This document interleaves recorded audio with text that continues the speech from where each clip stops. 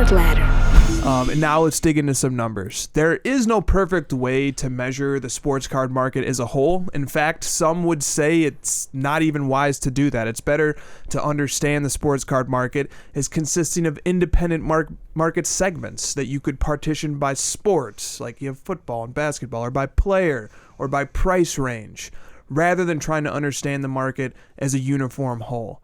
But with that sentiment in mind, let's cautiously try to understand the market as a whole, and let's look at some macro measurements of the sports card market, and then we'll also look at some of its segments. So using the Card Ladder Index, which tracks 50 frequently transacted, iconic, high market cap sports cards, I will give you 3 data points. Number 1, the index was worth $12,980 on January 1st, 2021. It was worth $30,221 on March 8th, 2021, and it's now worth $20,738. So Josh, basically the story that the Card Ladder 50 is telling us is that the market has doubled, or a little less than doubled, in between January 1st and now. But we also had this manic period of growth where it tripled between January 1st and early March.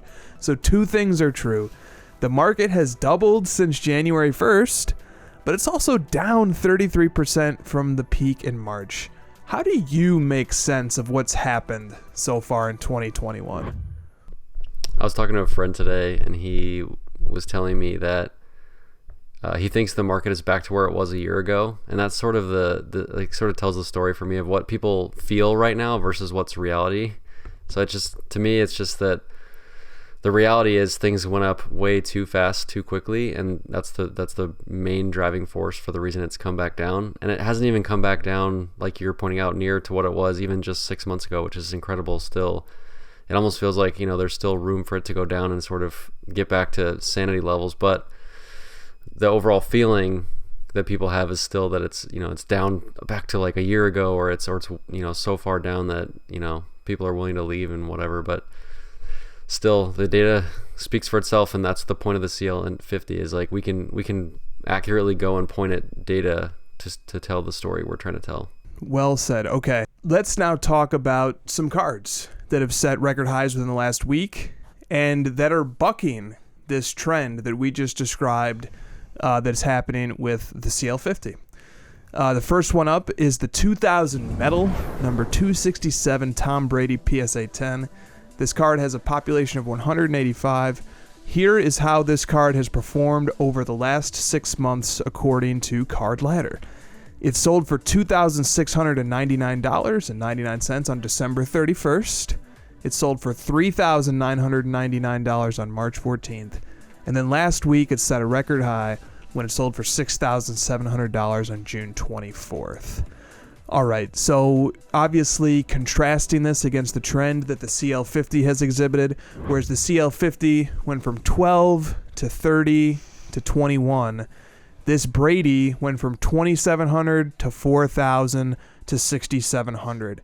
And it's important to note the dates. So when the Brady was at 2,700, that was right at the turn of the new year. When it was at $4,000, that was right there in early March when the index was peaking. And then while the index has retreated substantially since early March, this card is setting record highs. It just set a new record high on June 24th. So Josh, why do you think that this Tom Brady rookie card is bucking the trend that the index is exhibiting? Well, it made the mistake of not going up 200% in 6 months. Right. I mean, you probably had to spend some time trying to find cards that didn't triple during that time period from beginning of the year until March, and you found one, right? It went up about 70%. And so the story of that card is that it didn't need to correct back downward. It just simply slowly rose up and caught up to where the CL50 was, but lagged behind. So I think I don't think there's too much more to look into it, to be honest. No, but it is fun to note, and in relation to the comments that you had cited from a fellow collector you were talking to, the market in a lot of ways has returned to where it was maybe 6 months ago, maybe a year ago for certain cards. The Card Ladder Index kind of says it might feel that way, but it's really maybe numerically not playing out that way. It's actually the market is much higher than it was even 6 months ago, about twice as high. But I wonder, with a card like this, in no way, shape, or form is it where it was 6 months ago or a year ago. A card like this is shattering records. It's more than doubled since 6 months ago. Is there something like special about this card besides the fact that it didn't, go parabolic? Or is that really the secret recipe here? Is that those cards with slow and steady growth just become more appealing over time, whether you're a collector or whether you're an investor? There's nothing about that card that stands out to me that says that it should buck any trends, because you said it's pop 185, so it's not like it's a super low pop. It's not one of the main brand Brady's rookies. It's probably, it would struggle to be in the top 10 for Brady collectors for rookie cards. So I'm not sure. I mean, it might, honestly, what it is that it's just far enough away from what people would quote unquote manipulate, to go up so fast, and for all this manic, panic buying of different cards. That one kind of slipped under the radar. People didn't really notice it, and it just sort of gradually went up because it was, being purchased by Brady rookie collectors trying to complete maybe their PSA set for all the PSA 10 Brady rookies, as opposed to people trying to get rich during those 3 months buying the quote unquote the rookie cards you should be buying. Love it. Love it. That really many insightful things there. Looking at a picture of this card. Mm-hmm. Beautiful card. Beautiful card. Are you ready to start our Tom Brady collection? Always. Okay, that's what I thought. I'll even go further and say I like this more than the Bowman Chrome. Wow. I like the look of this. I really do. And it's a really sweet looking card, and I don't really care much for it's not it's not what Brady collectors are looking for. Well, I'm not looking for what other collectors are looking for. I'm looking for cards that speak to me, and I really enjoy this card. I like how he comes out of a pixelated, faded background. Just because this card has been on a steady upward trajectory and has outperformed the index, that doesn't mean that it always will. Right. Okay? So that's a good caveat to put in place here. We could come back in 3 months and talk about this card, and its value could be cut in half, or it could be double. But it's interesting to try and identify if there are things that make these cards unique. All right, next up is the 1997 Skybox Premium Thunder and Lightning Michael Jordan insert and a grade of BGS 8.5. This card has a population of 28. Here are the last 3 sales of this card. Thank you to the Card Ladder database for these data points. It sold for $1,800 in November of last year. It next sold for $2,800 in April of this year, and then it set a new record high last week when on June 23rd, the 1-year anniversary of the Card Ladder soft launch, it sold for $3,150. So $1,800 to $2,800 to $3,150. Kristina, we've been collecting and studying the market on 90s Jordan inserts and parallels for years. Why do you think that this card has been immune to the drastic price swings this year? This is a card that I personally don't really like the look of. The lightning that's coming off of So that's the key, the ugly cards. Yeah, I mean, I Okay. think that it goes to the art of cards, where some people like it and some people don't. Just like art, no one ever is going to agree 100% on if something looks good. So can I identify something Yeah. here? So it's almost like Josh's observation about the Brady Metal rookie, your observation about this Thunder and Lightning Jordan rookie. It's like these are cards that just for whatever reason aren't really main staples of what people are looking for. And so they've just kind of ridden the coattails of the market without ever going too high. They've just sort of just existed in the wake of the main cards. And that's been really steadying and a smoothing, calming influence. Nobody's going manic over these cards, right? If we look at the market as a whole and we just step back and we even flatten out that bump in March where the market was going manic, you see a steady incline. So when these cards that aren't sought after by huge collectors or by a big number of collectors don't have that huge peak and then fall, we just see the steady incline, which is the sports card market. Very interesting.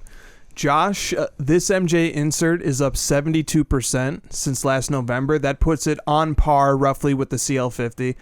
over the same period. The difference is that this MJ insert never got sucked into the volatility like we were saying. It just sold 3 times, and each time it was a relatively modest new all-time high, where you contrast that against the CL50, where you go from 12K to 30K back to 21K. Talk about the difference between owning cards, like psychologically, owning cards that have these dramatic swings in the short term versus cards that just grow slowly and consistently over a longer time horizon.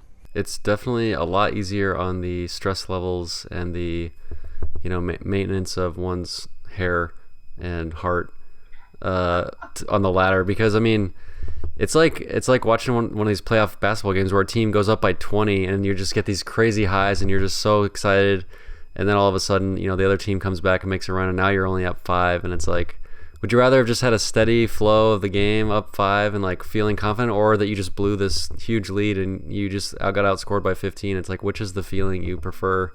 I definitely prefer the latter of the steady.